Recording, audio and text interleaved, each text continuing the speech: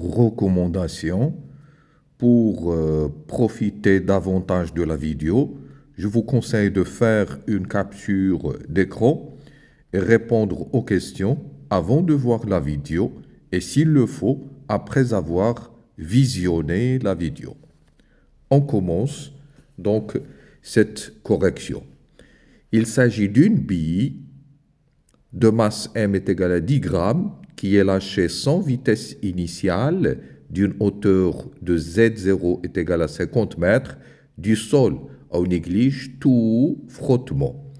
Et on prend G est égal à 10 mètres seconde moins 2. Définir la chute libre d'un corps.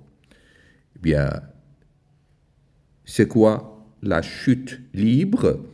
Eh bien, la chute libre est le mouvement d'un corps qui n'est soumis qu'à son propre poids. Qu'à son propre poids. Voilà, donc pour la première question. La deuxième question, établir les équations du mouvement AZ, VZ et Z. Donc là, vous avez un corps qui est lâché d'une position Z0 égale à 50 mètres. On va dire que Z0, elle est là. On l'a lâché à l'instant t égale à 0 sans vitesse initiale. À un instant donné, il va occuper cette position. Quelles sont les forces qui agissent? Eh bien, là, on voit que la seule force qui agit sur le corps, c'est son propre poids. On va appliquer donc la deuxième loi de Newton qui nous dit que la somme des forces appliquées, elle est égale à m fois l'accélération. La seule force qui s'exerce, c'est en fait le poids. Le poids est égal à m fois a. Je projette le poids sur l'axe OZ, ça devient PZ est égal à m fois AZ. PZ, elle est égale à moins mg. Pourquoi moins? Parce que tout simplement, on voit bien ici que le poids, il est orienté dans le sens opposé à l'axe OZ. Donc PZ, il est égal à moins mg, qui est égal à m fois AZ. Et par suite, AZ est égal à moins g, qui est égal à moins 10 mètres seconde moins 2. Voilà donc pour AX. Alors pour VX, on doit connaître par cœur ces expressions-là. Vx, c'est AX fois T plus V0x. Avec V0x, c'est Vx, c'est en fait Vx lorsque t est égal à 0. Et puisqu'on a lâché le corps sans vitesse initiale, donc V0x elle est égal à 0, ce terme va disparaître. Ce qui nous reste, c'est Vx est égal à AX, qui est égal donc à moins 10 fois t. Voilà donc l'expression de la vitesse Vx, exprimée bien sûr dans le système des unités internationales en mètres seconde moins 1. Pour x, c'est pareil, on doit connaître parfaitement la formule, l'équation horaire d'un mouvement rectiligne uniformément varié, 1 demi ax t au carré plus v0x fois t plus x0. Alors, en fait, on a travaillé avec l'axe OZ, donc tous les termes en x, je dois les transformer en z. Il faut faire attention, il faut juste respecter les conventions de l'exercice. Voilà. Donc là, c'est VZ, AZ, V0Z, c'est VZ lorsque t est égal à 0, et là c'est VZ, et là c'est Z est égal à 1 demi AZ, t au carré, plus V0Z, plus Z0. Alors V0Z, il n'y a pas de V0Z, c'est 0, mais Z0, attention, Z0, il est égal à 50. Donc Z, il est égal à moins 1 demi. Alors AZ, c'est moins 10, donc j'ai déjà mis le signe moins.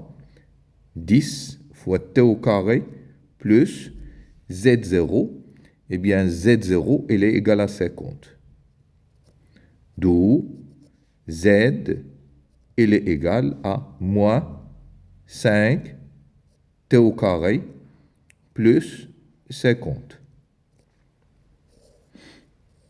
Moins 5 t au carré plus 50. Voilà pour la deuxième question. Pour la troisième question, calculer la durée de la chute. Alors, c'est la question 4.2, 4.3. La durée de la chute, eh bien, à la fin de la chute, à la fin de la chute, nous aurons un Z qui est égal à 0. Et donc, Z est égal à 0, ça va nous donner moins 5 t au carré plus 50 est égal à 0. C'est-à-dire que t est égal à 50 sur 5 en racine carrée. C'est-à-dire que t est égal à racine carrée de 10.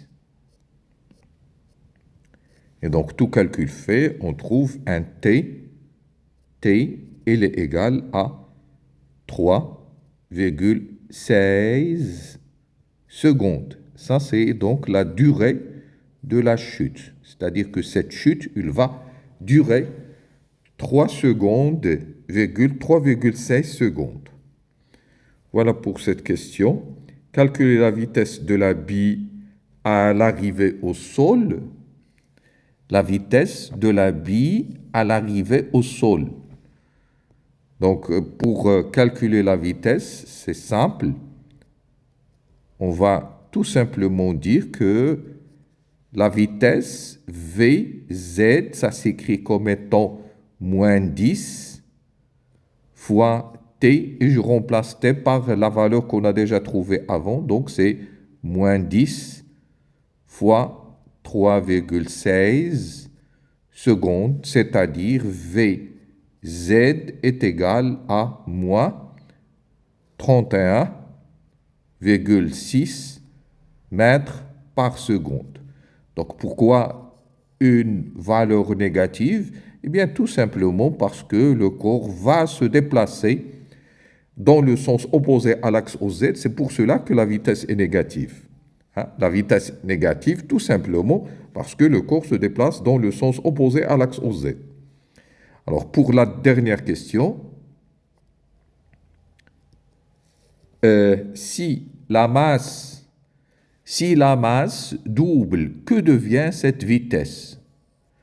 Alors, qu'est-ce qui se passe si je double la masse? Eh bien, rien ne va changer, parce qu'on voit bien que la vitesse ne dépend pas, la vitesse ne dépend pas, que devient cette vitesse? Eh bien, la vitesse ne dépend pas de la masse. Parce que si on part de l'expression générale de Vz, eh bien, Vz, c'est moins G fois T. Fois T, et T, on l'a exprimé comme étant T, on l'a trouvé auparavant, c'était 50. 50, c'était donc Z0 sur,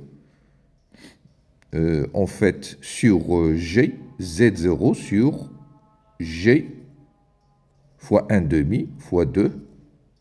Alors, c'était ça l'expression qui nous a permis de calculer T auparavant, de calculer ce T-là. D'accord?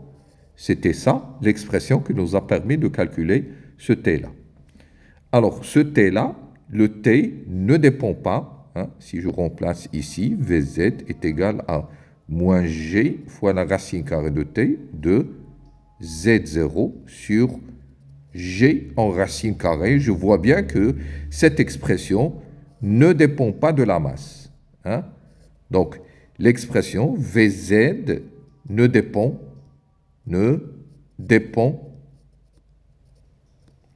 pas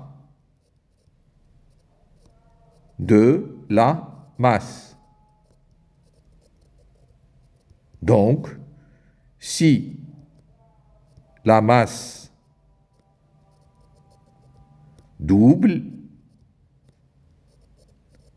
la vitesse reste la même. La vitesse reste la même. Voilà, c'est tout pour cette vidéo.